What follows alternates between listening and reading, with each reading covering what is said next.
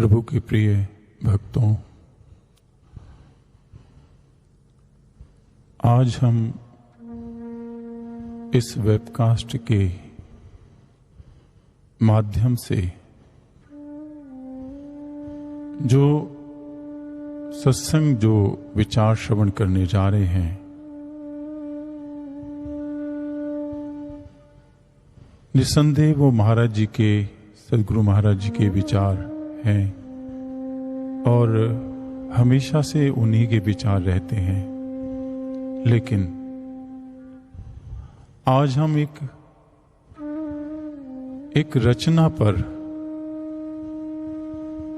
उनके शब्दों के भीतर छुपे जो आध्यात्मिक अर्थ हैं, जो फिलॉसफी है, जो सूत्र हैं, उनको समझने का प्रयास करेंगे। ये जो रचना अभी हम श्रवण करने जा रहे हैं, ये रचना महाराज श्री ने, सदगुरु भगवान ने अपने एक भक्त, अपने एक शिष्य को उसके अंतर जगत की गहराइयों में, ध्यान साधना की गहराइयों में जब वह उतरे, उसमें उन्हें ये अनुभव कराया और अनुभव में उन्हें ये सब सुनाया, दिखाया।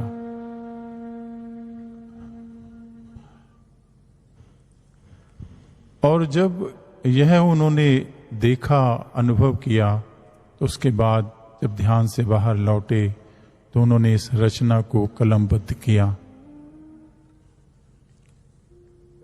तो ये ध्यान में इस रचना को महाराज श्री ने दिया है इस मानव सभ्यता को, और विशेष तौर पर अपने साधक समाज को, अपने शिष्यों को। ये उनका कृपा प्रसाद है। और जब उन्होंने यह रचना आकर के हमें दिखाई और बताई, और यह कहा कि महाराज श्री ने कहा है कि इस रचना को गाना है। अब यह भी आदेश महाराज श्री ने दिया कि अब इस रचना को गाना है, जबकि उन साधक को महाराज जी ने यह रचना 3 वर्ष पहले लिखा दी थी, लेकिन उसका समय महाराज जी ने अब निश्चित किया था। कुछ समय पहले ये पब्लिश भी हो चुकी है। तो गुरु प्रिय साधकों, ये जो अंतर अनुभूति में महाराज श्री आकर के लिखाते हैं, कहते हैं, ये एक सनातन पुरातन परंपरा है। जब एक शिष्य साधक ब्रह्म ज्ञान की ध्यान साधना निरंतर करता है, गहराई में उतरता है, तो वहां पर गुरु का संवाद होता है। गुरु कहता है और उनके माध्यम से समस्त शिष्य जगत को कहता है। हमेशा से यह होता आया है। इसलिए किसी ने कहा है कि बिन काया ब्रह्म कैसे बोले, ब्रह्म बोले काया के ओले। तो ये रचना हमें प्रसाद रूप में मिली है, उन साधक शिष्य के माध्यम से गुरु महाराज जी ने दी है। आइए हम उसी भजन को, उसी रचना को श्रवण करते हैं और फिर उसमें छुपे अर्थों को समझने का प्रयास करते हैं और अपने लिए आध्यात्मिक पूंजी, भक्ति की पूंजी संजो लेते हैं और भक्ति पथ पर दृढ़ता से चल पड़ते हैं। तो आइए श्रवण करते हैं ये भजन। मैं आग्रह करता हूं संत समाज से कि इस भजन को हमारे समक्ष संगीतबद्ध रखें। भक्ति बेल पे प्रेम के पल्लव ना फूटे तो भक्ति क्या।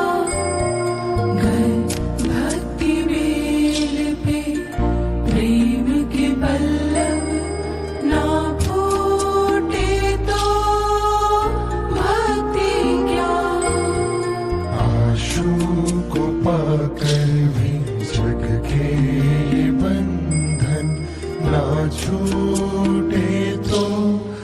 अनुरक्ति क्या। भक्ति बेल पे प्रेम के पल्लव ना फूटे तो भक्ति क्या।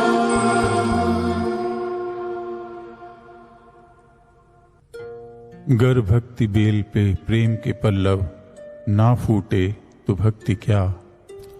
आशु को पाकर भी जग के ये बंधन ना छूटे तो अनुरक्ति क्या। इन पंक्तियों में भक्ति को बेल कहा है और प्रेम को पल्लव कहा है। भक्ति, हम सब भक्ति कर रहे हैं। गुरु भक्ति, ईश्वर की भक्ति। इस भक्ति में अगर प्रेम नहीं है तो ये भक्ति क्या है। ये कितना एक आग्रह है इस भजन के अंदर, इन शब्दों में। और आप, क्योंकि ये सारा का सारा जो रचना है, सारे की सारी जो रचना है, ये भजन है, ये प्रेम पर आधारित है कि किस प्रकार से साधक शिष्य वो प्रेम करे, उसके अंदर प्रेम कैसे प्रकट हो। इसलिए इस प्रेम के कारण से इस पूरी रचना के अंदर भी आग्रह है, कहीं कहीं चेतावनी नहीं है। इस संपूर्ण भजन में कहीं चेतावनी नहीं है, कहीं चुनौती नहीं है, कहीं बहुत कटाक्ष नहीं है। इस भजन के अंदर हर जगह एक आग्रह है, उसमें स्पष्ट लगता है, प्रेम झलकता है, गुरु का स्नेह, गुरु की ममता, गुरु का वात्सल्य। ये जो भक्ति की बेल है, इस पे प्रेम के पल्लव, पल्लव का अर्थ होता है जो नई पत्तियां कोपलें। अगर भक्ति की बेल पर अगर पत्तियां नहीं आई तो फिर वो भक्ति क्या है। ठीक इसी प्रकार से समझे कि जैसे कोई उपवन है, उसमें लताएं हैं, वृक्ष हैं, पौधे हैं, लेकिन उसे पूरे उपवन में किसी पर भी पत्तियां नहीं हैं, तो उपवन बड़ा उजाड़ सा लगेगा। वो उपवन सुंदर नहीं लगेगा, उसकी सुंदरता नहीं है। और साथ में ही केवल इतना ही नहीं कि इन पत्तियों से केवल सुंदरता ही आती है, किसी उपवन की, किसी वृक्ष की, किसी बेल की नहीं। इन पत्तियों का बहुत महत्व है किसी वृक्ष के लिए, किसी बेल के लिए और समाज के लिए, मानव जाति के लिए। वनस्पति विज्ञान के जानकार ये जानते हैं बड़ी भांति कि पत्ती एक विशेष प्रक्रिया से पेड़ पौधों से, उनकी जड़ों से जल लेती है, सूर्य से प्रकाश लेती है और क्रिया करती हुई वृक्ष के लिए ही भोजन बनाती है। यानी यदि पत्ती नहीं है तो वो एक ठूंठ मात्र ही है, उसमें जीवन नहीं है। यह भोजन वृक्ष को पत्तियों के कारण से मिलता है। और इतना ही नहीं, यह पत्तियां ही हैं जो वृक्ष को फूल और फल देती हैं। इन्हीं के कारण से फूल आते हैं और फल आते हैं। इन पत्तियों के कारण से ही मानव सभ्यता ऑक्सीजन लेती है, जिसके बिना मनुष्य का जीना दूभर है। और इन पत्तियों के कारण से ही मनुष्य भी भोजन लेता है, मानव भी भोजन लेता है, जीव जगत भोजन लेता है। तो तो देखिए क्या एक सुंदर एनालॉजी है जो महाराज जी ने ये दी है कि इसी प्रकार से यदि भक्ति में हमारे प्रेम नहीं आया, प्रेम नहीं प्रस्फुटित हुआ, तो वो जो भक्ति है वो हम उसका भोजन है ये प्रेम, ये भक्ति भी शुष्क हो जाएगी, ये भक्ति नीरस हो जाएगी। इस भक्ति में जीवंत नहीं होगी ये भक्ति, ये मृत प्राय भक्ति है, जीवित होते हुए भी मृत प्राय है। और जब प्रेम आ गया तो ये भक्ति तो प्रसन्न होगी, भक्ति तो आनंदित होगी, लेकिन साथ साथ इस आनंदित भक्ति से समाज भी आनंद प्राप्त करेगा। ये है प्रेम का अर्थ, ये है प्रेम का महत्व भक्ति के अंदर। हमने श्रीमद् भागवत कथा में इसी मंच से, महाराज जी के मंच से कई बार कथा व्यास के मुखारबिंद श्रवण किया है कि भक्ति देवी किस प्रकार से व्याकुल है, किस कारण से कि उसके दोनों पुत्र जरावस्था को हैं, वृद्ध हैं, मृत प्राय हैं, हिलडुल नहीं रहे हैं। वो दोनों पुत्र कौन है? एक है ज्ञान और दूसरा है वैराग्य। सज्जनों, ज्ञान तो हमें मिल गया है,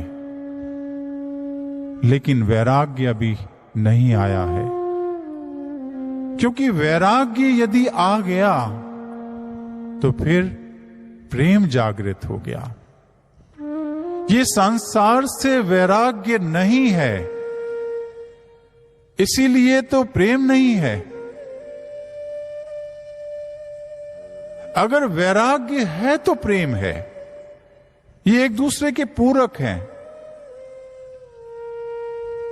इसलिए ये जो एक पक्ष है वैराग्य, भक्ति देवी का एक पुत्र वो जागे, और वो जब जागेगा तो ही हमारे इस आध्यात्मिक पथ पर, भक्ति के पथ पर हमारे जो ये बंधन हैं जग के, संसार के, संसारिकता के, ये बंधन छूट जाएंगे वैराग्य के कारण से।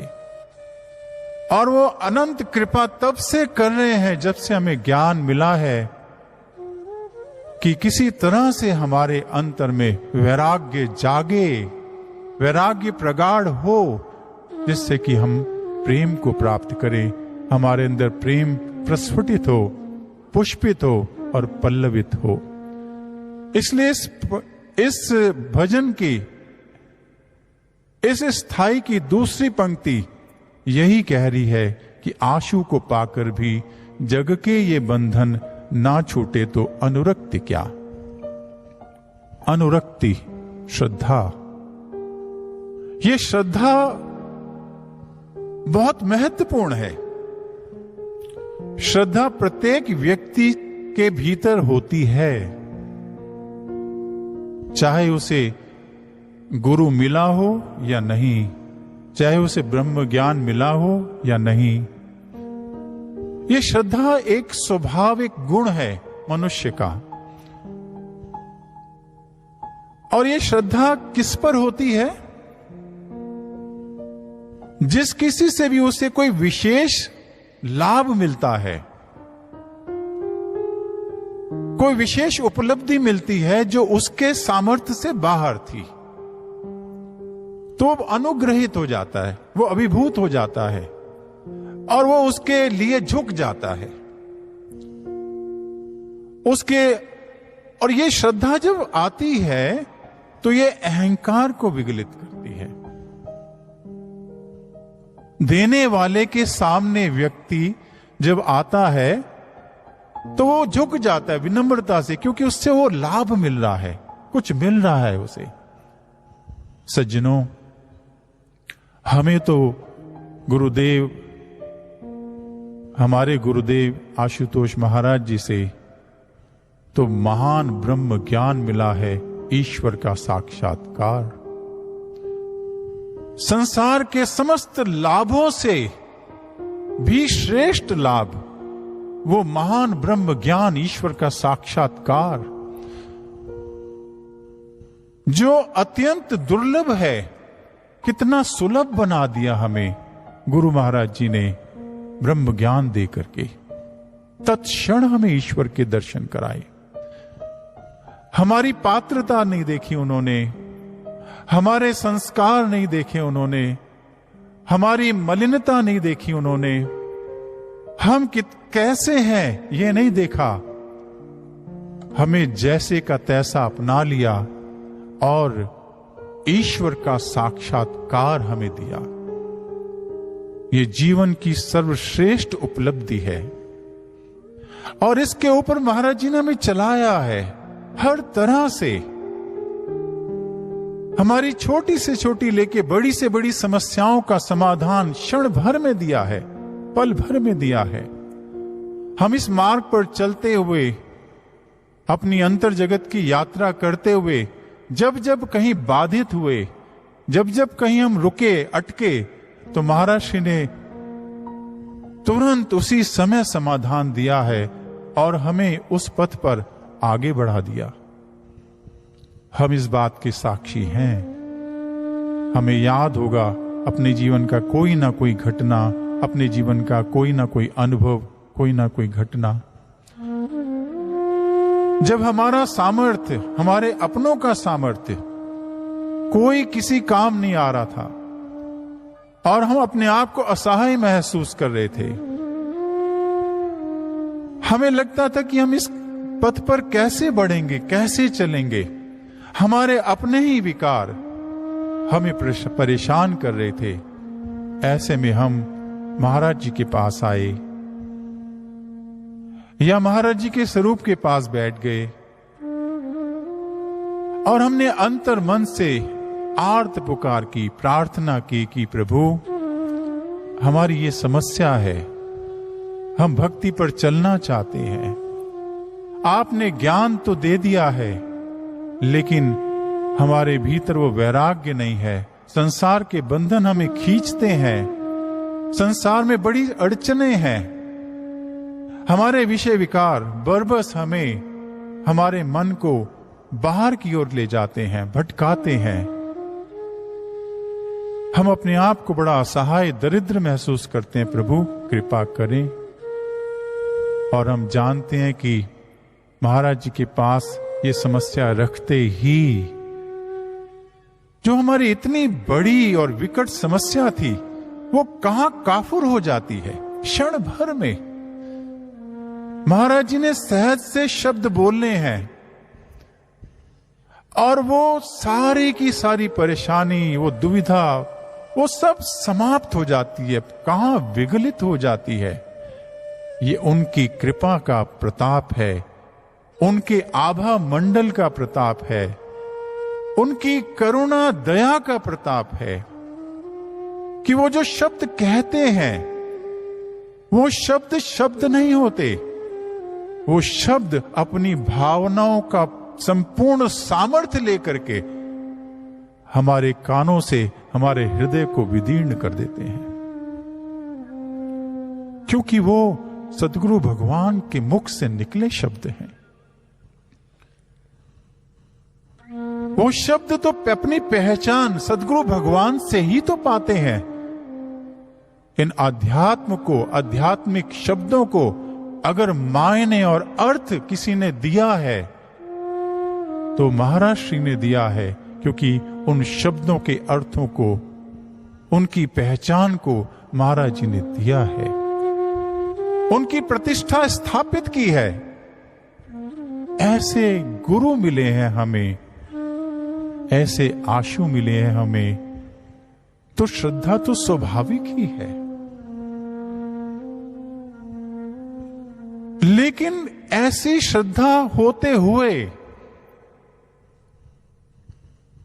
हमें आशु मिल गए और ऐसी श्रद्धा भी हमारी बन गई, लेकिन उसके बाद भी अगर जग के बंधन हमें अपनी ओर खींचते हैं, भटकाते हैं, बार बार हम भटक जाते हैं, और श्रद्धा भी है हमारी गुरु के प्रति, और हम ये जानते हैं कि वो क्या चाहते हैं हमसे, उसके बाद भी अगर हम इन बंधनों में फंसे हैं, तो महाराज श्री कहते हैं तो क्या ये अनुरक्ति है? क्या ये ऐसी श्रद्धा किस काम की?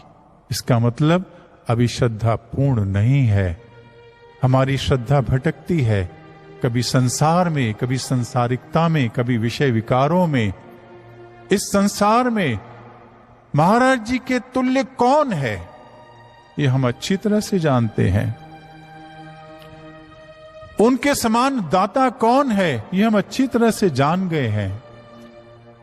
उनका सामर्थ्य क्या है, ये हम अच्छी तरह से जान गए हैं। अपने अनुभवों से, उनके सानिध्य से, उनकी कृपा से और उनके दिव्य घटनाओं से, चमत्कारों से, उनके दिव्य लीलाओं से। लेकिन उसके बाद भी अगर हम विषय विकारों में भटक रहे हैं, तो ये ठीक ऐसे ही है जैसे एक गिद्ध की एक चील उड़ती तो बहुत ऊंचा है आकाश में, लेकिन उसकी जो नजर है, उसका जो ध्यान है, वो किसी मरते हुए व्यक्ति पर टिका होता है, और ये इंतजार हो रहा होता है कि कब ये मरे और मैं इसके मांस का भक्षण करूं। हम अगर इस दरबार में हैं, उनके श्री चरणों में हैं, उनका ज्ञान लिया है, उनकी भक्ति कर रहे हैं, इतनी ऊंची स्थान पर आ गए हैं हम, लेकिन उसके बाद भी अगर हमारा ध्यान उन्हीं विषय विकारों पर है, जग के बंधनों पर है, तो ये ठीक उस चील की मानिंद है।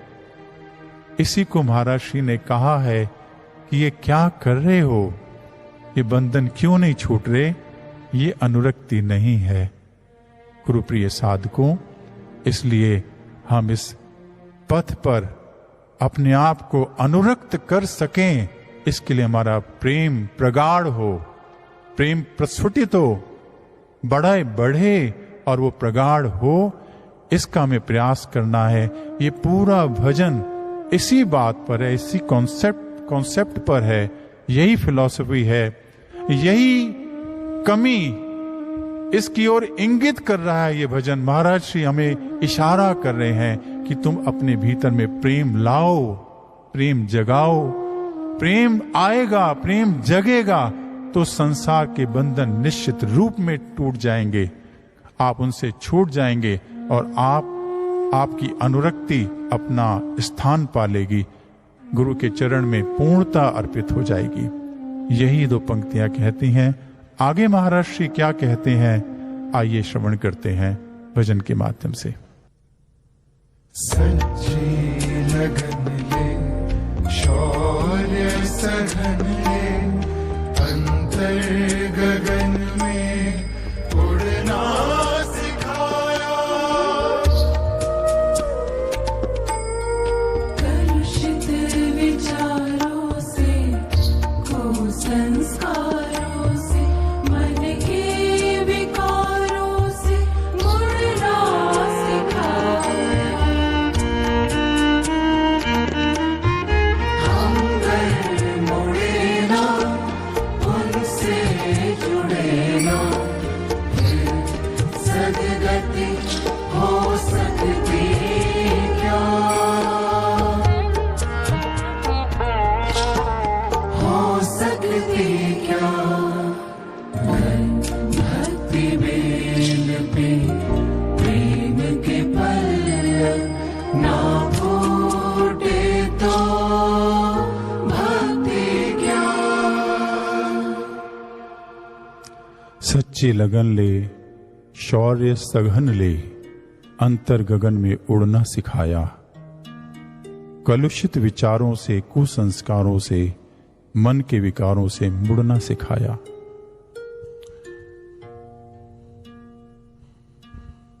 महाराज श्री ने हमेशा यह समझाया है कि गुरु शिष्य परंपरा क्या है। गुरु शिष्य को ज्ञान देकर के और छोड़ नहीं देता, बल्कि ये गुरु शिष्य को आध्यात्मिक जन्म देता है और मां के रूप में उसका पालन करता है, पिता के रूप में उसको संस्कार देता है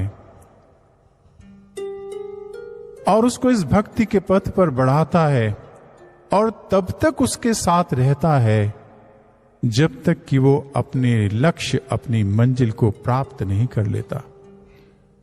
अंतर जगत में अकेला नहीं छोड़ता उसे। इसलिए सच्ची लगन ले, शौर्य सघन ले, अंतर गगन में उड़ना सिखाया। सज्जनों, मन की दो ही गति हैं, एक तो बहिर्जगत में बहना या फिर अंतर जगत में। मन को तो चलना है, मन चंचल है, चलायमान है।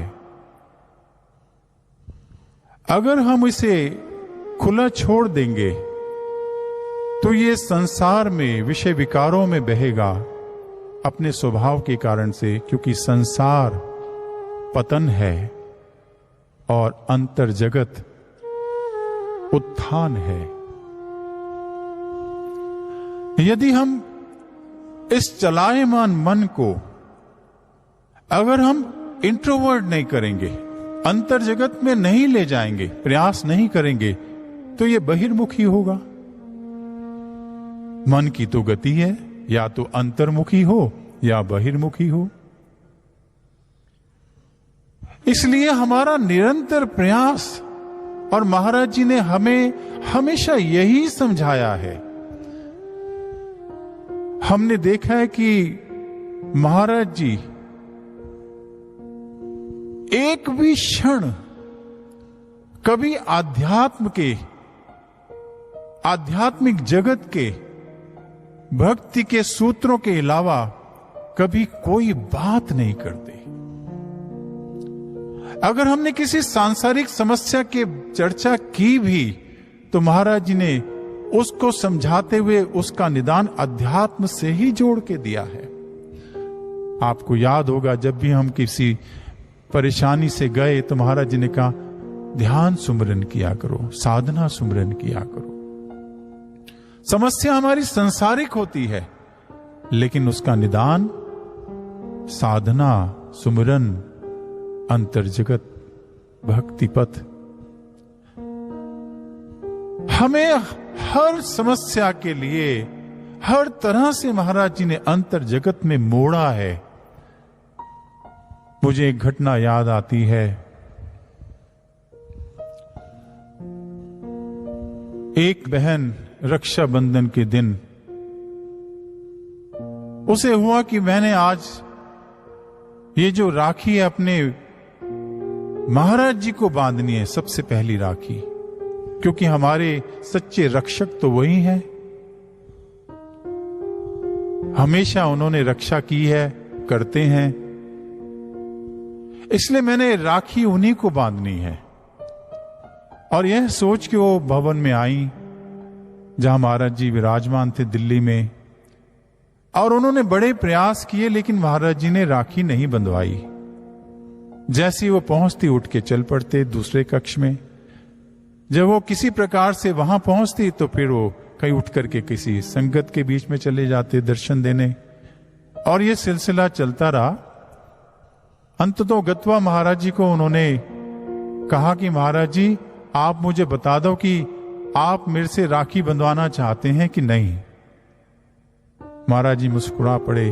महाराज जी कहते हैं कि सुनो, जानते हो कि मैं रक्षा किसकी करता हूं? मैं रक्षा उसकी करता हूं जो मेरी आज्ञा के बंधन में बंधता है, उसी की रक्षा करता हूं। ये सूत्र है। महाराज जी ने हमें, शिष्य समाज को, साधकों को जब जब भी किसी आज्ञा में बांधा है, आज्ञा दी है, उस आज्ञा में ही हमारा कल्याण है। और यह निश्चित बात है। उन्होंने आज्ञा वही दी है जो हम कर सकते हैं, लेकिन हमारी लापरवाही है, हमारा लड़कपन है, हमारी निष्क्रियता है, हमारी कुत्सित सोच है। ये कैसे अभागे हैं हम लोग यदि हम उनकी आज्ञाओं में न चल पाए। कोई बहुत ऐसी आज्ञा नहीं कि न जाने कोई क्या करना पड़ेगा, वही आज्ञा जो हम कर सकते हैं। जो नहीं कर सकते वो तो गुरु स्वयं करते हैं हमारे लिए, ये तो उनकी पहचान है, इसलिए वही आज्ञा दी। लेकिन समस्या ये है कि हमारा गंभीर चिंतन और ईमानदार प्रयास नहीं होता है इस पथ पर। हम बहुत बड़ी भूल करते हैं, हम गुरु आज्ञा में नहीं चल पाते हैं, हम उनकी आज्ञा में बंध नहीं पाते हैं, और जिसके कारण से क्या होता है कि उन्होंने जो ये उद्घोष किया है कि मैं उन्हीं की रक्षा करता हूं जो मेरी आज्ञा में बंधे होते हैं, आज्ञा के बंधन में बंधते हैं। मुझे बंधन मत बांधो, मेरे बंधन में बंधो, तभी मेरी रक्षा आपको मिलेगी। आप मुझे बंधन इसलिए बांधना चाहते हैं ना कि मेरे से रक्षा चाहते हैं अपनी, तो फिर बंधन ये तुम बंधो गुरु की आज्ञा में, गुरु के प्रेम में, गुरु के प्रति श्रद्धा में बंधो। मुझे याद है एक गुरु भाई स्वामी जी, उन्होंने मुझे अपनी जीवन की घटना बताई कि जब मैं 15 वर्ष के करीब था तो मैं घर से सत्संग में जाता था, बहुत छोटा था, अपने माता पिता के साथ। और मैं जब नूर महल गया, रक्षाबंधन का दिन था, छोटा था मैं, मुझे पता नहीं था कि इसका अर्थ क्या होता है रक्षाबंधन का। जो मैंने देखा तो मुझे लगा कि मैं भी महाराज जी को राखी बांधूंगा आज। तो मैं 2 राखियां लेकर के नूर महल पहुंचा। जब मैं वहां पहुंचा तो मुझे अवसर मिला, तो मैंने एक राखी महाराज जी की कलाई पर बांध दी। महाराज जी किसी ध्यान में निमग्न थे, मैंने प्रणाम किया और कलाई पर राखी बांध दी। महाराज जी ने अचानक से देखा, तो देखा बहुत छोटा सा बालक है, मैं 15 साल का। तो महाराज जी मुस्कुरा दिए, प्यार किया, गाल पे थपकी दी और पूछा कि तू कहां से आया है। तो मैंने कहा महाराज जी मैं फलां स्थान से आया हूं। तुम्हारे कहते हैं अच्छा ठीक है तो जाओ। कहते हैं महाराज जी मैं गया नहीं। मैंने कहा महाराज जी, दूसरी राखी निकाली हाथ से, खोली मुट्ठी और कहा महाराज जी को पकड़ा दी, महाराज जी ये राखी ले लो आप। तो महाराज जी ने पहले कलाई पे बंधी राखी को देखा और फिर उस राखी को देखा और पकड़ लिया। तो कहते कि मैंने सोचा कि अब एक राखी महाराज जी मुझे बांधेंगे। मैं तो यही सोच के गया था कि मैंने महाराज जी को बांध लिया और दूसरी राखी महाराज जी मुझे बांध देंगे। मुझे पता नहीं था कि क्या होता है। मैंने कहा महाराज जी आप मुझे राखी बांध दो अब। तो महाराज जी ने मुझे गौर से देखा और कुछ नहीं बोले, मुस्कुरा दिए और चुप रहे और मेरी राखी अपनी मुट्ठी में बंद रख ली। कहते थोड़ी देर और ही, मैंने सोचा अब बांधेंगे। मैंने दोबारा कहा महाराज जी, कुछ नहीं बोले। फिर थोड़ी देर और बीती, फिर मैंने कहा महाराज जी क्या आप मुझे राखी नहीं बांधेंगे। मेरा मन मायूस हो गया, मुझे पता नहीं था कि इसका अर्थ क्या होता है। मुझे तो लगा राखी बांधेंगे तो ठीक हो गया सब। तो महाराज जी ने बड़ी गंभीर स्वर में कहा और वो स्वामी जी ने मुझे बताया कि मुझे वो बचपन की बात आज तक याद है। महाराज जी ने कहा कि मैं अंदर से बांधता हूं, बाहर से नहीं। वो कहते कि भैया मुझे, स्वामी जी मुझे वो बचपन की बात का अर्थ आज समझ आता है। दुर्भाग्य से क्या कहें, आज वो इस दरबार में नहीं है। उन्होंने ये घटना मुझे टेलीफोन से बताई और बताते हुए वो उनके गला भर आया। उन्होंने कहा कि मैं अब इस महान पवित्र दरबार से जब बाहर आ गया हूं और मैं इस संसार में जी रहा हूं, मुझे अंतर लगता है। गुरु का प्यार, गुरु का सानिध्य, गुरु की विराटता वो कहीं नहीं दोबारा मिल सकती। लेकिन महाराज जी के जो वचन हैं कि मैं अंदर से बांधता हूं, भैया आज भी महाराज जी मुझे यदा कदा जहां मैं जाता हूं कभी स्वरूप दिख ही जाता है, किसी गाड़ी के पीछे, कहीं सत्संग दिख जाता है निकलते हुए रास्ते से, कभी कोई मुझे अखंड ज्ञान ही दे जाता है। और ये जो वेबकास्ट सत्संग शुरू हुआ है, इसका तो कहना ही क्या है। मैं इसका इंतजार करता हूं पूरे सप्ताह, और इसको सुनते ही और गुरु दरबार को देखते, महाराज जी के स्वरूप को देखते, मुझे याद आ जाता कि महाराज जी ने आज तक मुझे बांध के रखा है। हम ही अभागे हैं, हम ही छोड़ते हैं गुरु को, गुरु हमें नहीं छोड़ता। हमारे कुसंस्कार, हमारे विचार, कलुषित विचार, हमारा ये मन, ये विकारी मन हमें इस महान दरबार से ले जाता है। लेकिन गुरु तब भी नहीं छोड़ता, क्योंकि उन्होंने ये वचन कहे थे। उन स्वामी जी ने कहा कि मैं आपको एक और बात बताता हूं भैया, कि मैं एक हिडन मिशन चला रहा हूं। मैंने कहा हिडन मिशन, वो कौन सा? कहते कि भैया मैं बाहर आ गया हूं ना, इसलिए अब मेरे नाम के साथ आनंद नहीं है, क्योंकि अब मैं स्वामी नहीं रहा। इसलिए अब मैं एक आनंद नाम से प्रोजेक्ट चला रहा हूं, और उस प्रोजेक्ट के अंतर्गत मैं जहां भी जाता हूं, जिधर भी जाता हूं, वहां लोगों को सत्संग सुनाता हूं, ज्ञान की चर्चा करता हूं, महाराज जी की चर्चा करता हूं, और उन्हें तैयार करके निकट के आश्रम में भेज देता हूं ज्ञान दीक्षा लेने के लिए, ताकि वो ज्ञान से जुड़े, महाराज जी से जुड़े, महाराज जी के मिशन से जुड़े। और मैं उनको एक यही बात कहता हूं कि आपके जीवन में आनंद तभी आएगा जब आपके जीवन में महाराज जी आएंगे। गुरु प्रिय साधकों, मुझे एक और घटना याद आती है। ये गुरु की लगन देखिए, गुरु के शौर्य की सघनता देखिए। हर प्रकार से, हर तरह से गुरु हमें इस पथ पर चलाना चाहता है।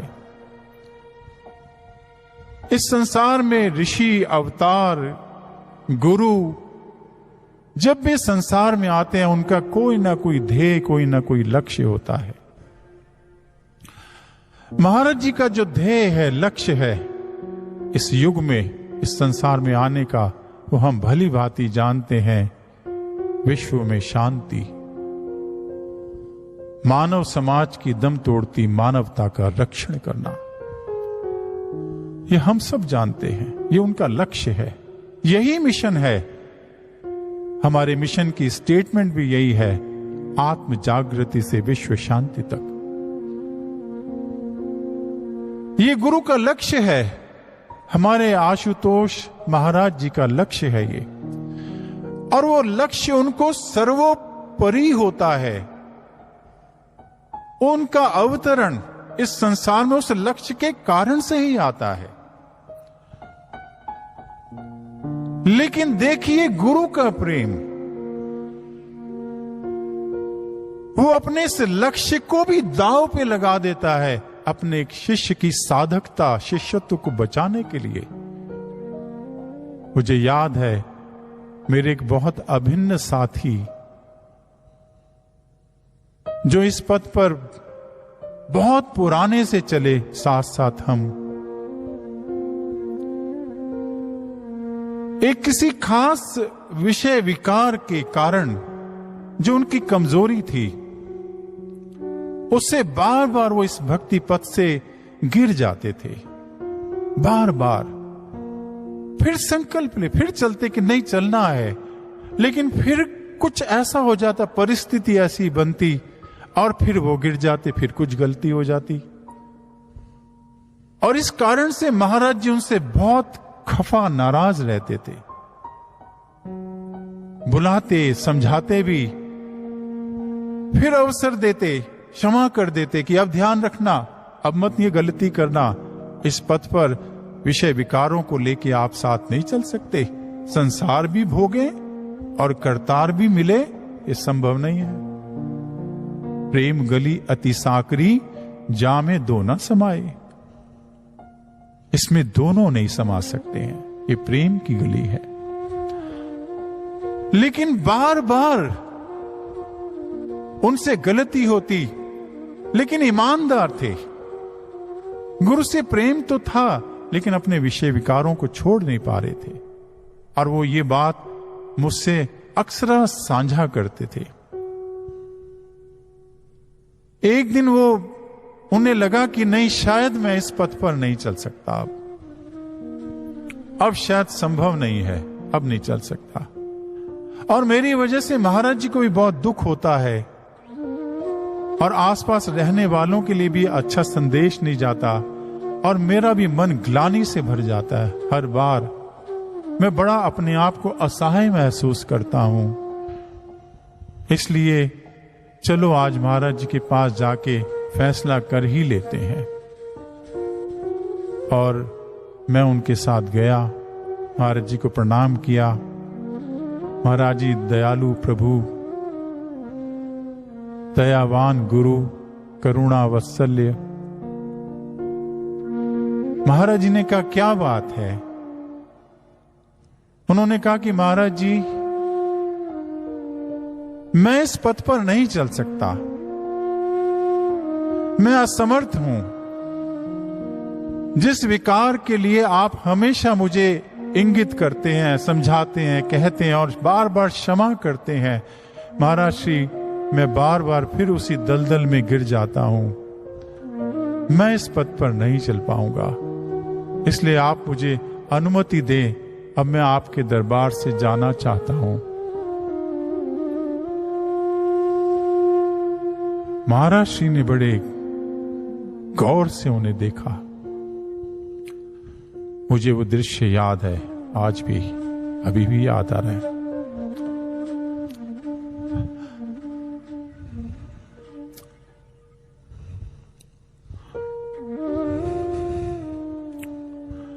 महाराज जी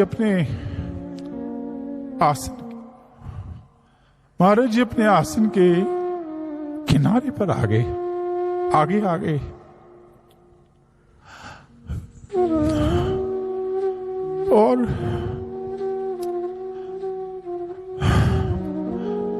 और बड़े वात्सल्य से उनको देखा। कहते कि पथ छोड़ना नहीं, ये जीवन दोबारा नहीं मिलेगा, ये अवसर। संसार में कुछ नहीं है, विषय विकारों में कुछ नहीं है। अनेक जन्म इन्हीं विषय विकारों में तुमने गवाए हैं। ये जन्म गुरु को देना है। वो रो पड़ा।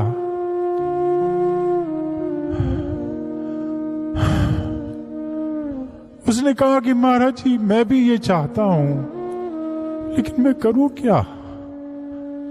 मैं बड़ा विवश हूं, अपने विकारों के आगे बहुत विवश हूं। मेरे से नहीं होता है, मैं नहीं कर पा रहा हूं। आपको भी दुख देता हूं, आप भी कितने दुखी हो जाते हैं देख करके। मेरे से नहीं हो पा रहा। मैं इस पथ पर नहीं चल पाऊंगा, मुझे अनुमति दे महाराज जी। महाराज जी ने कहा, मिशन का क्या होगा? तुम्हारे जाने से जो इतने लोगों में संशय जन्म लेगा, कितने लोगों की श्रद्धा डावाडोल होगी, उस पाप का बोझ उठा पाओगे? उसका क्या होगा? उसने कहा कि महाराज जी, मैं लिख करके चला जाता हूं, उसमें अपनी कमियां विकार सब लिख दूंगा कि ये मेरे ये कमी है, मैंने ये गुरु दरबार में पाप किया, मैंने ये अपराध किया और मेरे गुरु ने मुझे इतने बार क्षमा किया। मैं महाराज जी सब लिख के चला जाऊंगा, आप दिखा देना सबको, मिशन पर आंच नहीं आएगी। महाराज जी ने फिर गौर से देखा, नजदीक आए और अपना हाथ उठाया, एक उंगली आगे की और अपनी छाती की ओर रख करके कहते हैं कि मिशन तो बचा देगा तू, लेकिन मेरा क्या होगा? मेरा जो मैंने तुझसे प्यार किया है, उसका क्या होगा?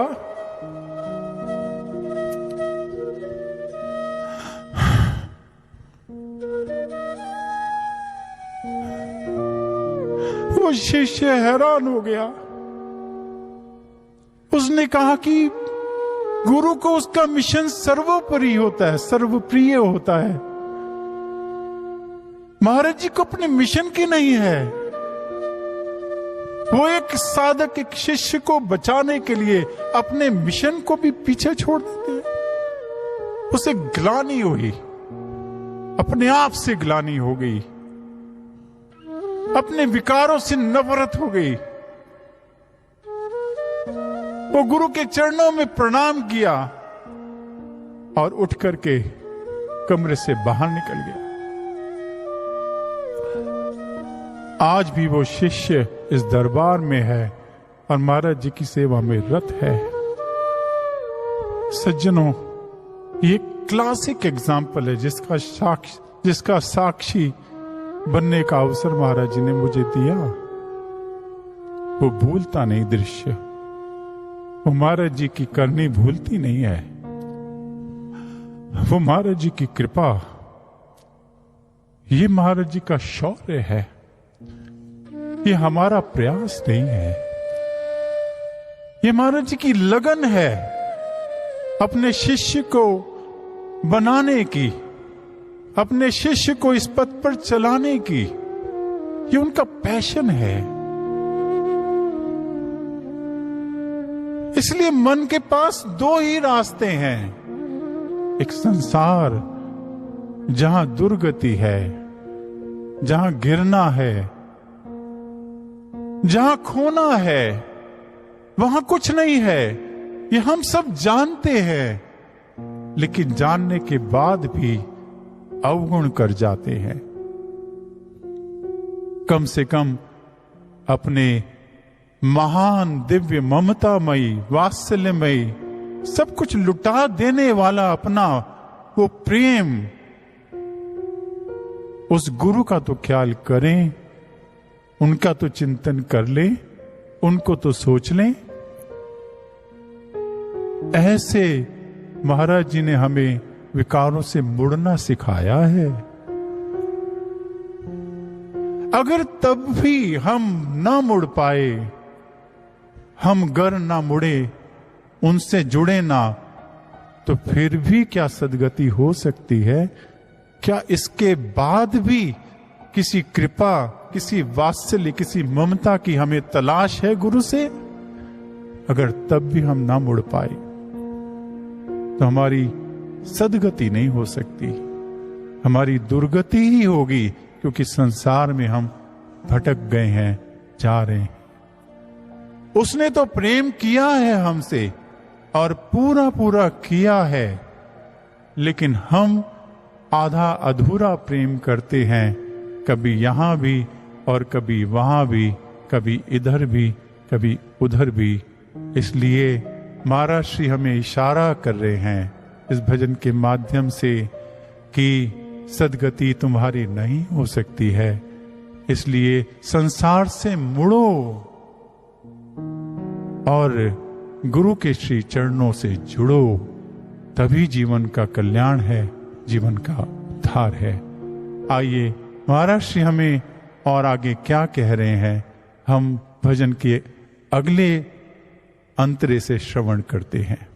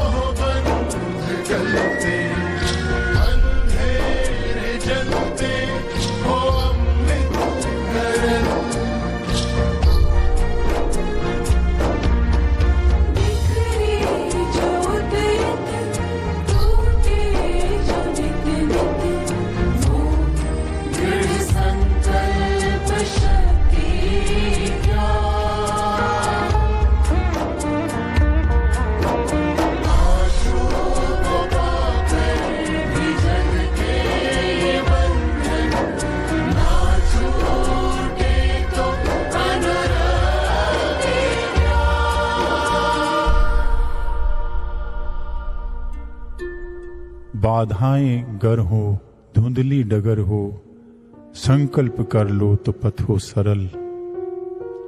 पर्वत पिघलते, लौ बंध गलते, अंधेरे जलते हो अमृत गरल। हम कैसे प्रेम कर पाए, उसके लिए एक सूत्र महाराज श्री दे रहे हैं, संसार से मुड़ने का और गुरु श्री के चरणों में जुड़ने का, उनके चरणों से जुड़ने का। ये बार बार हम क्यों भटक जाते हैं, क्यों गिर जाते हैं? क्योंकि हमारा संकल्प दृढ़ नहीं है। इस भक्ति के पथ पर संकल्प बहुत जरूरी है। संकल्प का अर्थ क्या होता है गुरुप्रिय साधकों? संकल्प का मतलब है जब कि आप किसी विशेष शुभ चिंतन, शुभ विचार, कोई महत्वपूर्ण महान इच्छा को रखते हैं, उस विचार के ऊपर चलने की कोशिश करते हैं, इच्छा धारण कर लेते हैं, तो वो संकल्प होता है। यानी अंतर जगत में भक्ति के पथ पर चल पड़ने के जो इच्छा है, इच्छा शक्ति है, उसे संकल्प कहते हैं। और विकल्प क्या है? विकल्प संसार के अंदर बहना,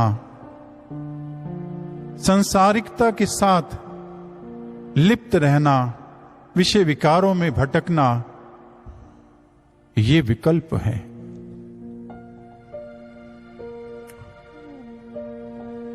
ये संकल्प और विकल्प जागते कहां से हैं, उठते कहां पर हैं? ये दर्शन शास्त्र हमें समझाता है। हमारा चित्त, हमारा अंतःकरण, मन, बुद्धि, चित्त, अहंकार, हम जब भी कोई कार्य करते हैं, चाहे हम संसार में भटकते हैं, चाहे हम अंतर जगत में बढ़ते हैं, ये जब भी हम कर्म करते हैं, प्रयास करते हैं, तो इसके पीछे एक विचार कौंधता है। हमें आज सत्संग सुनना है, वेबकास्ट आएगा, और हम सारी तैयारी करके बिल्कुल समय से अपने स्क्रीन के आगे बैठ जाते हैं, स्क्रीन ऑन करके। ये एक विचार आया हमें पहले ही, एक दिन पहले रात्रि में, और उस विचार से हमने अपने कर्मों को इस तरह से सुव्यवस्थित किया, और हम बिल्कुल ठीक 10 बजे अपनी स्क्रीन के आगे बैठ गए निवृत्त होकर के। ये संकल्प है, शुभ संकल्प है। लेकिन एक है कि कल कार्यक्रम तो है, लेकिन मुझे फलां काम भी है। अरे बड़े दिनों से लॉकडाउन में थे, अभी अभी लॉकडाउन खुला है, अब जरा कुछ घूमना भी चाहना चाहिए। ये जो है विकल्प है, जो हमें संसार की ओर बहिर्मुखी करे, बाहर ले जाए, वो विकल्प है। क्योंकि वो संकल्प अच्छा नहीं, वो विचार अच्छा नहीं है। ये विचार जन्म लेता है अंतर में, और ये विचार ही बताता है कि ये विकल्प है या संकल्प है। वो विचार जो हमें बाहर ले जाए, बहिर्मुखी करे, वो विकल्प है, और जो विचार हमें अंतर्मुखी करे, वो संकल्प है। ये विचार कहां से उठता है? अंतर जगत से, अंदर से। कहां से? चित्त से हमारे। ये चित्त है जहां अनेक जन्मों के कर्म संस्कार हैं, जो वहां पड़े हुए हैं। वो कर्म संस्कार जिससे संकल्प और विकल्प उठते रहते हैं, जन्म जन्मांतरों के जो किए हुए कर्म हैं, अनेकों जन्म के। इसलिए जब भी कोई परिस्थिति का निर्माण होता है और हमें कोई फैसला लेना होता है, हमारी बुद्धि को फैसला लेना होता है, और उस फैसले से जब मन अपनी क्रिया करता है, तो जो फैसला लिया जाता है वो चित्त पर पड़े संस्कारों के आधार पर ही फैसला होता है। हमारे चित्त पर किस तरह के संस्कार पड़े हुए हैं। अगर वो संस्कार अच्छे नहीं हैं, बुरे संस्कार हैं, विषयी संस्कार हैं, सांसारिकता से ओतप्रोत संस्कार हैं, तो हम जो फैसला है वो उन्हीं संस्कारों से जन्म लेगा। और यदि हमारे शुभ संस्कार हैं, अच्छे विचार हैं, भक्तिपूर्ण विचार हैं, गुरु के प्रेम में पगे हुए विचार हैं, तो जो चित्त पर पड़े उन विचारों के प्रभाव से हमारा वो जो बुद्धि है वही विचार उठेगा, वही फूटेगा विचार, और वो हमारी फैसला होगा और मन उसी पर कार्य करेगा। स्वामी विवेकानंद कहते हैं कि अपने चित्त का शुद्धिकरण बहुत जरूरी है, और हम भी जानते हैं, महर्षि ने हमेशा यही समझाया है, यही बताया है कि अपने बुरे संस्कारों से लड़ना है। कैसे लड़ना है ये भी बताया महाराज जी ने। निरंतर ध्यान साधना करो, सुमिरन से जुड़े रहा करो। जब भी कोई बुरा विचार आता है, परिस्थिति बुरी बनती है, कोई व्यक्ति बुरा व्यक्ति का संग हो जाता है, या ऐसी परिस्थिति जिसमें हम तो देखते हैं कि हम भटक रहे हैं, उसी समय वो व्यक्ति, वो स्थान, तुरंत उसे त्याग दो और कहां जाओ? सत्संग में बैठ जाओ। सत्संग लगा के सुनने लगो, रेडियो दिव्य ज्योति पे पुस्तक पढ़ने लगो, अखंड ज्ञान पढ़ने लगो, और धार्मिक ग्रंथ पढ़ने लगो। सत्संग गुरु घर में चले जाओ, और कोई नहीं तो खुद ही सत्संग सुनाना शुरू कर दो किसी को, लेकिन उससे बचो। कहां जाओ? जहां आप सदकर्म कर सको। कहां ना जाओ? जहां से आपसे बुरे कर्म हो जाते हैं, कुकर्म हो जाते हैं, वहां ना जाओ। और कहां जाओ? सदकर्म जहां हो। ये जो दरबार है दिव्य ज्योति जागृति संस्थान, ये महाराज जी ने हम सबको इसीलिए तो दिया है, क्योंकि ये सच्चा दरबार जो है, हम इसी की तो जय करते हैं, क्योंकि यही यहां की सच्चाई यहां की जो महानता है, यहां के जो स्पंदन है, वाइब्रेशन है,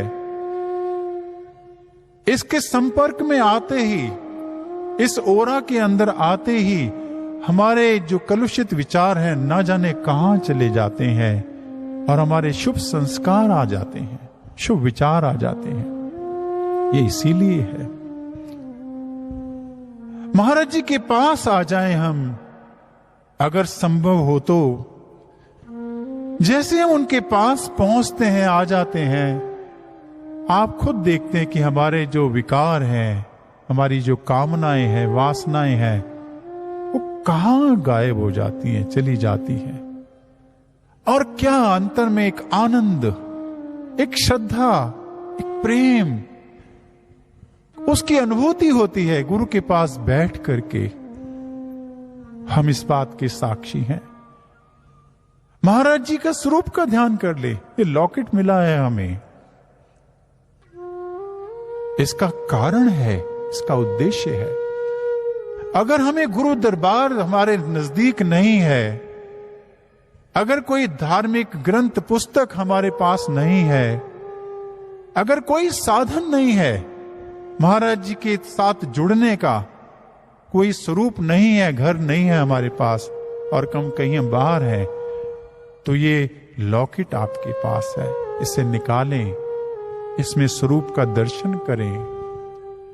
आप निस्संदेह पाएंगे कि आपके मन में जो विकारों का प्रभाव है वो धीरे धीरे खत्म होने लगा है। और जैसे जैसे आपको गुरु के स्वरूप से उन घटनाओं को आप याद करेंगे, वो याद आएंगी जो आपने गुरु के साथ बिताई हैं। वो पल, वो क्षण, वो बातें स्मरण होने लग जाएंगी। आप देखेंगे कि उनके आते ही सब कुछ जो समस्या थी, जो विषय थे, जो विकार थे, जो परिस्थिति हमें संसार में भटकाने जा रही थी, वो सब की सब समस्या खत्म हो जाएगी। और अब हम अपने आप को सबल पाएंगे, हमारा मनोबल ऊंचा उठा हुआ पाएंगे हम अपने आप को। ये है गुरु की शाश्वत सत्ता, ये है गुरु का शाश्वत प्रेम, और ये है गुरु कैसे शाश्वत सत्ता होती है, उसकी गुरुता कितनी प्रभावशाली, हर युग, हर समय, काल और परिस्थिति में एक जैसी रहती है। ये है बात। आप देखें कि जिस क्षण हमने कोई भी समय महाराज जी के साथ जब कभी बिताया है, और जिस अनुभूति को, जिस आनंद को हमने उन क्षणों में जिया है, आज कई कई वर्षों के बाद, जबकि महाराज जी समाधि में है, और हमें लगता है कि महाराज जी हमें मिले, आज महाराज जी के पास जाना है, उनको, उनके पास बैठना है।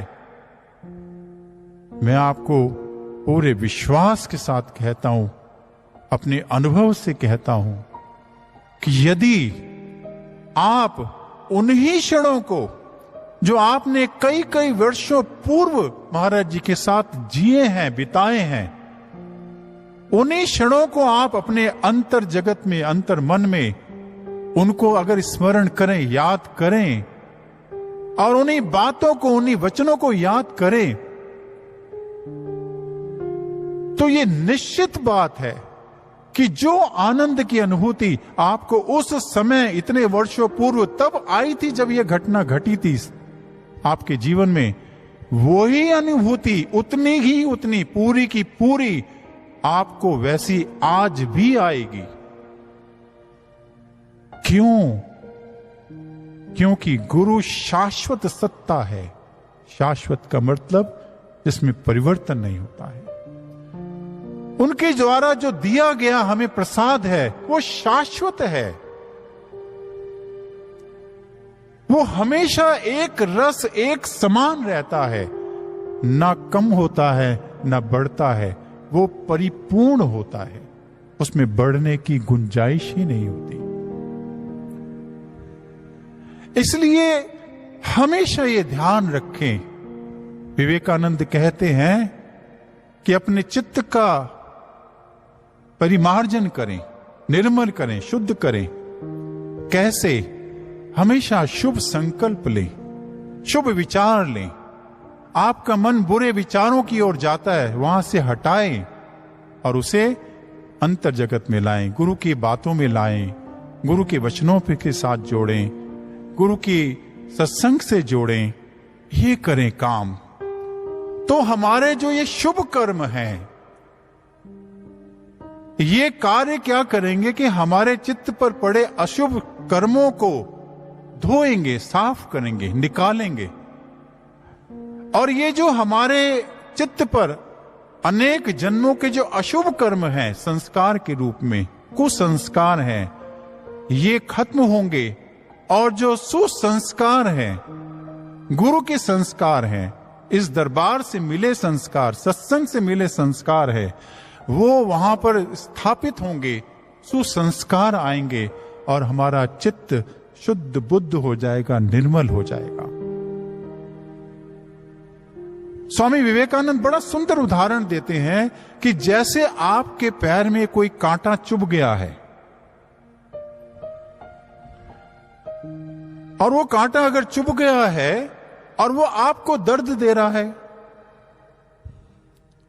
तो आपने क्या कार्य करना है?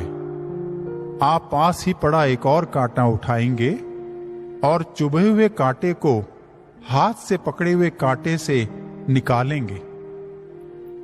ये भक्त के लिए बड़ी सुंदर फिलॉसफी है, बड़ा सुंदर दर्शन है ये। हम शुभ संस्कारों से, शुभ विचारों से,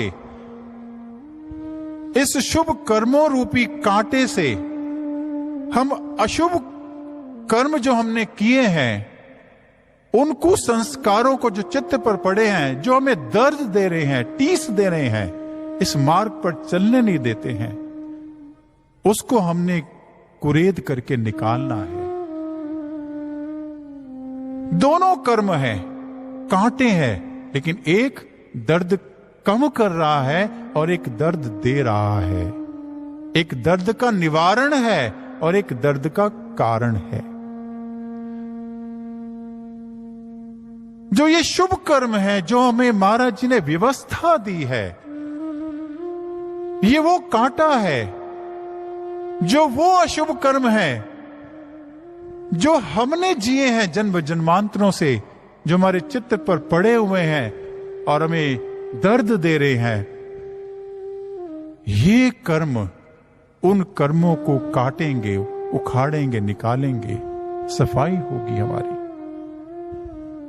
महाराज जी ने हमें यही समझाया है, सिखाया है कि जब भी कभी आप किसी परिस्थिति में, किसी विषय विकार से, किसी विचार से, किसी व्यक्ति विशेष से, जब आप लगे कि इसके कारण से हम भटक ना जाएं, हम बहक ना जाएं, हम विकारों में गिर ना जाएं, तो तुरंत जो महाराज जी ने व्यवस्था दी, जो संस्कार निर्माण के लिए हमें ये रास्ते दिए हैं, तुरंत उनका आश्रय ले लें, उनके आश्रित हो जाएं।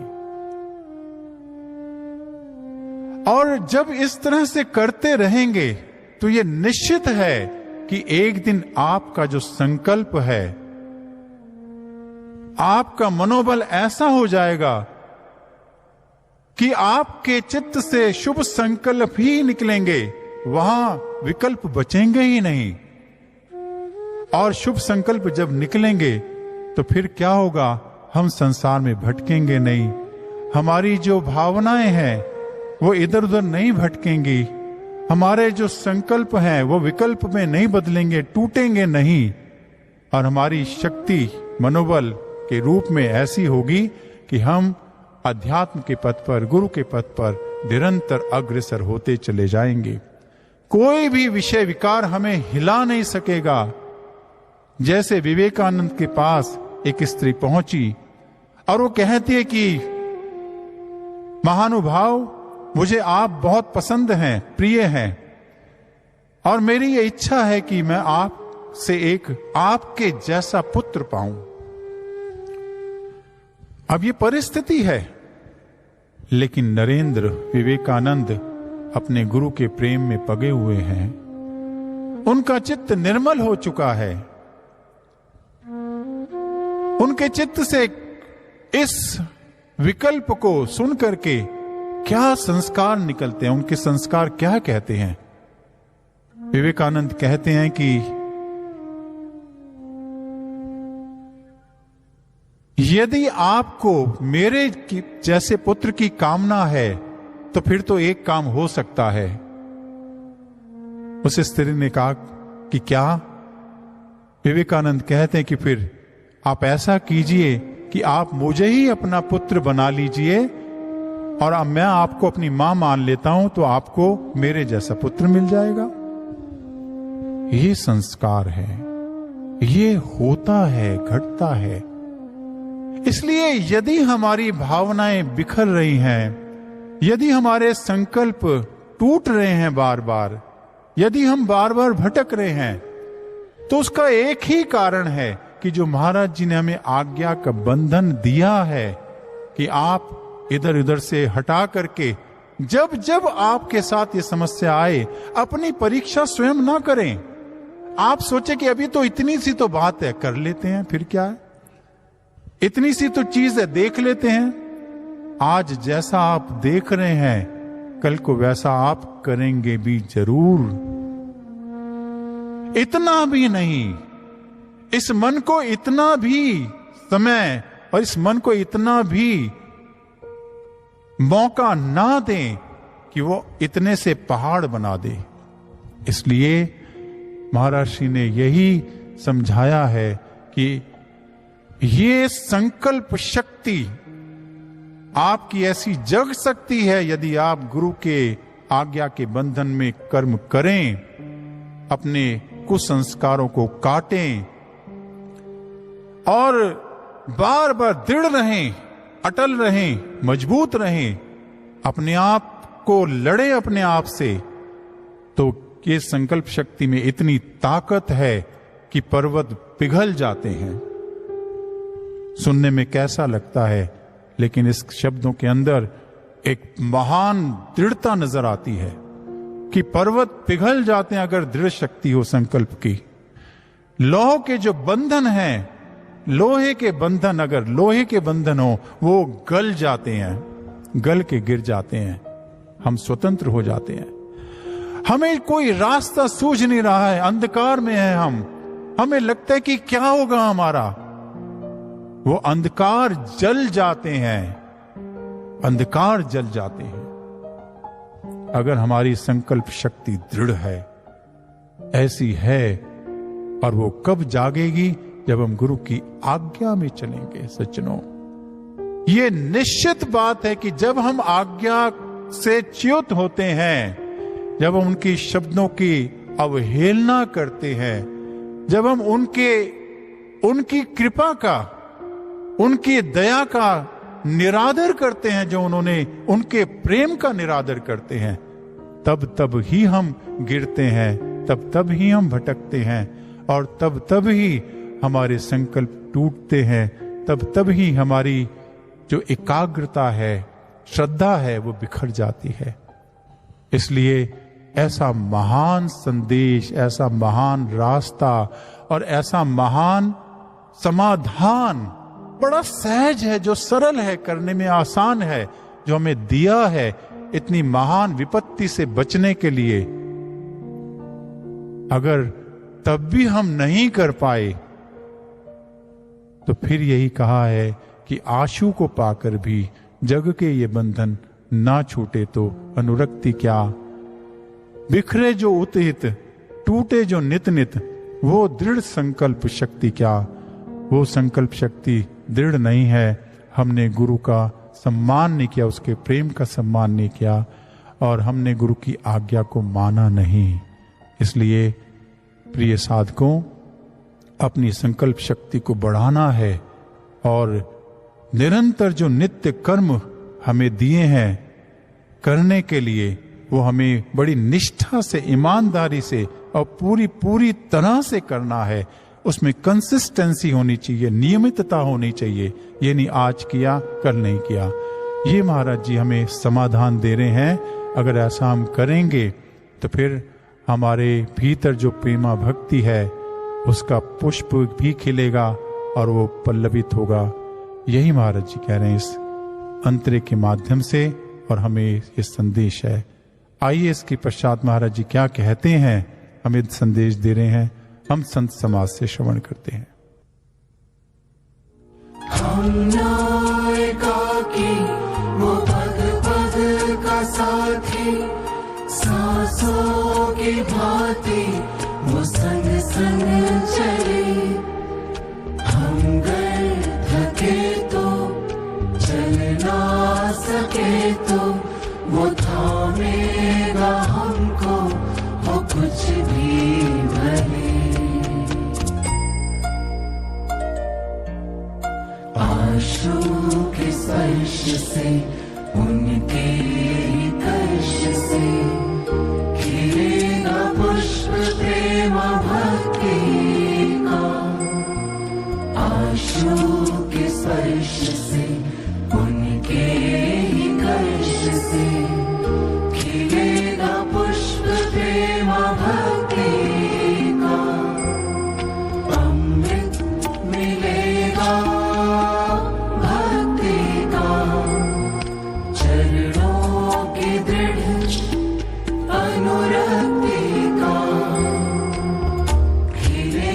पुष्प प्रेम भक्ति का।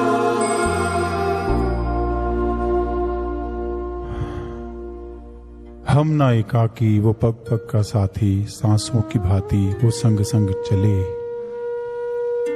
हम घर थके तो चल ना सके तो वो थामेगा हमको, वो कुछ भी भले। ये कितना बड़ा वक्तव्य है, स्टेटमेंट है महाराज जी की, और ये बहुत बड़ा सहारा है। हम उन सभी शिष्य साधुकों का जो इस पथ पर चलना चाहते हैं लेकिन अपने आप को असहाय महसूस कभी कभी करते हैं। लगता है कि अब थक गए हैं, हम चल नहीं पाएंगे। महाराज श्री ने कहा कि आप कोशिश करें, प्रयास करें। आप प्रयास करेंगे तो उसके बाद सब कुछ गुरु ने करना है। ये महाराज जी ने हमें कई भजनों के माध्यम से भी समझाया है, कहा है। आपने एक भजन सुना ही होगा, दिशा दिखाई दिव्य गुरु ने, हमने भी तो ठानी है, विकसित कर अपनी प्रतिभाएं, राहें नई बनानी है। इस संदेश में महाराज जी ने हमें कहा हुआ है कि सूक्ष्म लोक से गुरुवर द्वारा मिलता प्रखर प्रकाश है। विकट समस्या के निदान का चलता सतत प्रयास है। विकट समस्या किसकी? एक साधक के जीवन में एक अनोखी नई कहानी का सुपात्र बन जाना है। हम प्रयासरत रहें, कुपात्र ना बने, सुपात्र बने। हमसे अगर अच्छा नहीं हो पा रहा है तो कम से कम बुरा भी ना करें। अगर हम अच्छे कर्म नहीं कर पा रहे हैं, इस मार्ग पर नहीं चल पा रहे हैं, तो कम से कम कुमार्ग पर भी तो ना गिरे। क्योंकि वो है हमारे साथ, अंग संग है, हर सांस के साथ है। चाहे वो समाधिष्ट हैं, लेकिन सूक्ष्म लोक से वो हमें निरंतर अपना प्रखर प्रकाश दे रहे हैं। हर विकट से विकट समस्या का निदान वो सतत दे रहे हैं। कोई कमी नहीं, कोई देरी नहीं और कोई आधा अधूरा नहीं, पूरा का पूरा जैसा हमें समाधि से पहले मिलता आया आज भी ये समाधि की लीला महाराज जी की सही मायने में तो हमारे अंतर जगत में उस प्रेम के पल्लव को, पुष्प को खिला देने के लिए ही तो है। आज जो हमें गुरु की महानता, गुरु की महत्वता और गुरु के बताए शब्द, विचार, क्षण, उसकी जो महानता समझ आती है, उसकी जो विराटता के दर्शन समाधि के बाद होते हैं, वो पहले नहीं थे, वो परिचय पहले नहीं हुआ था। इसलिए एक अनोखी कहानी है, नई कहानी है, हमने इसका सुपात्र बनना है। महाराज जी के आने के बाद जब ये कहानी अपने चरम सीमा पर पहुंचे, क्लाइमैक्स पर पहुंचेगी और सब कुछ स्पष्ट हो जाएगा, सारा सस्पेंस, सब कुछ,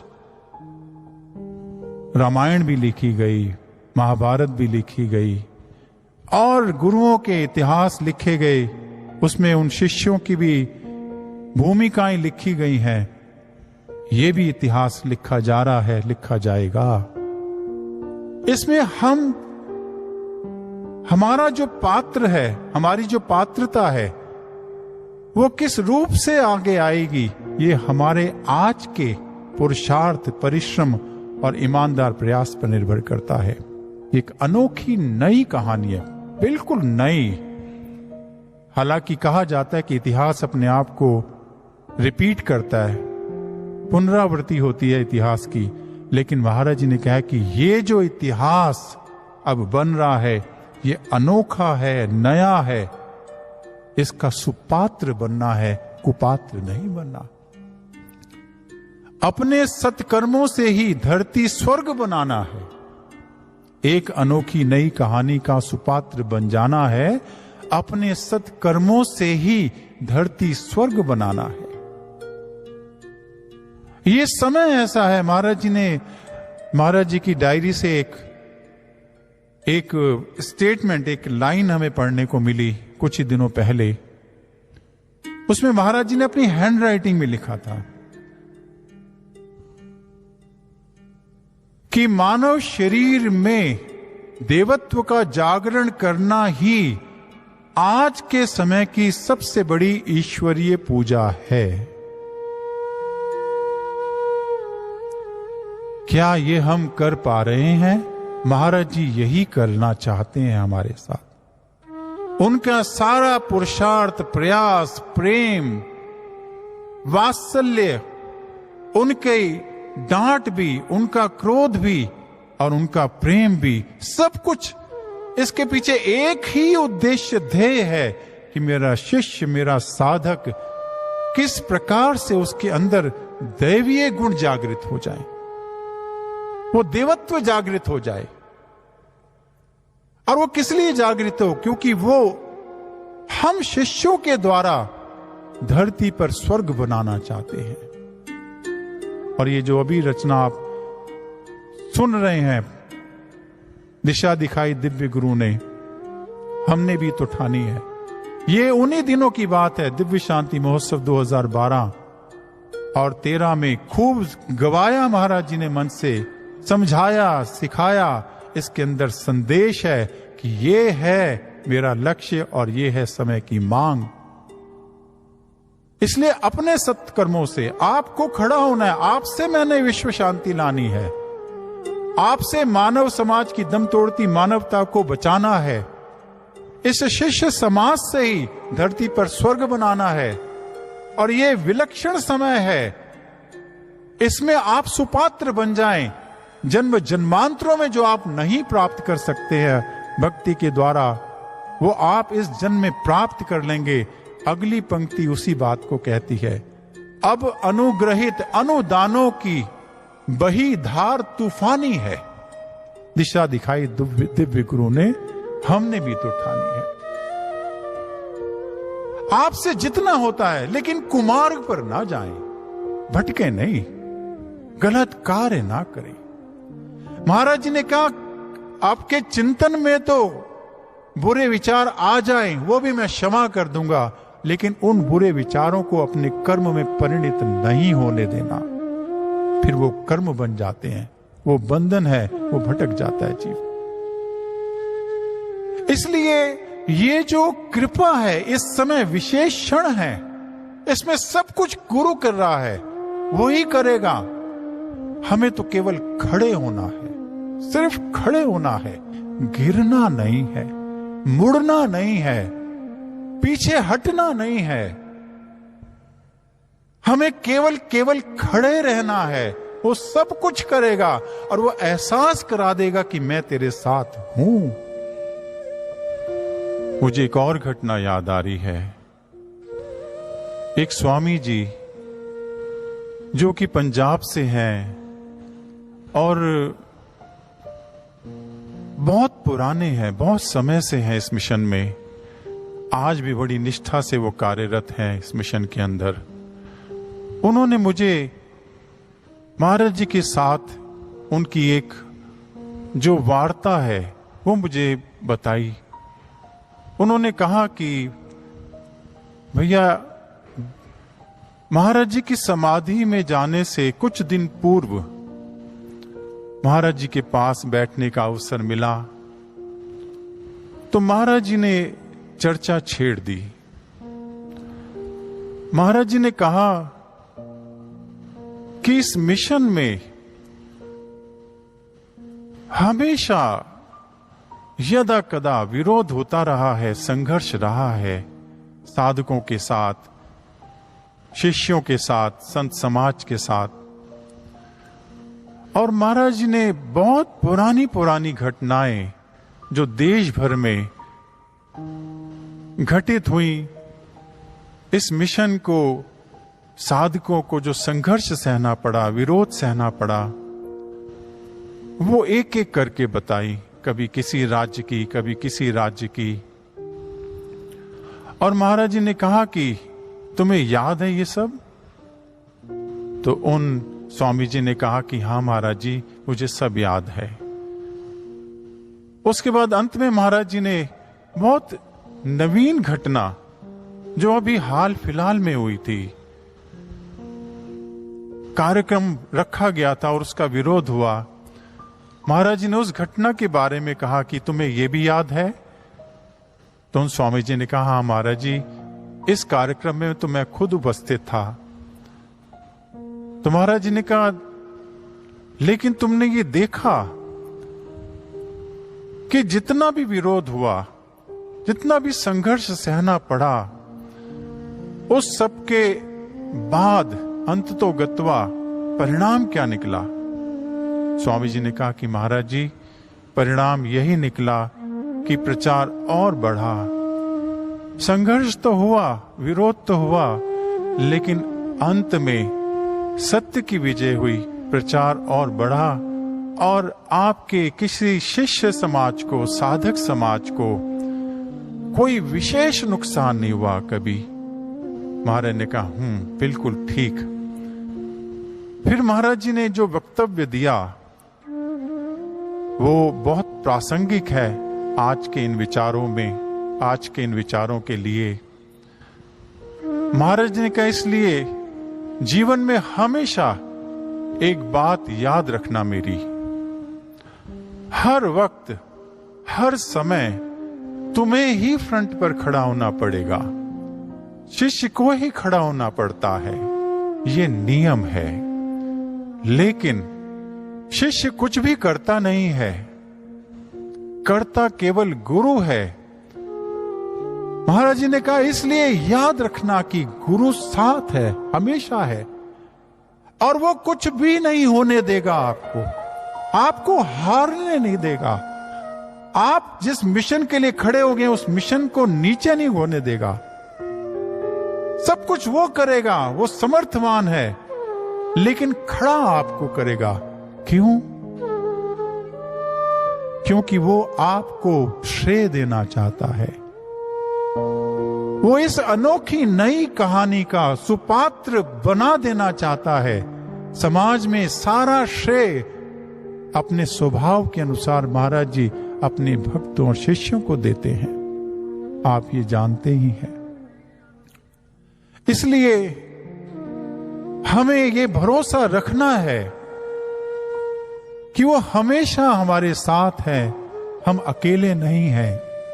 चाहे हमारा वो संघर्ष व्यक्तिगत हो, चाहे वो हमारा संघर्ष समष्टिगत हो, मिशन के लिए हो, चाहे वो हमारे अपने खुद से लड़ने के लिए हो, वो हमेशा हर लड़ाई में हमें विजय योद्धा देखना चाहता है और वो विजय बना देगा।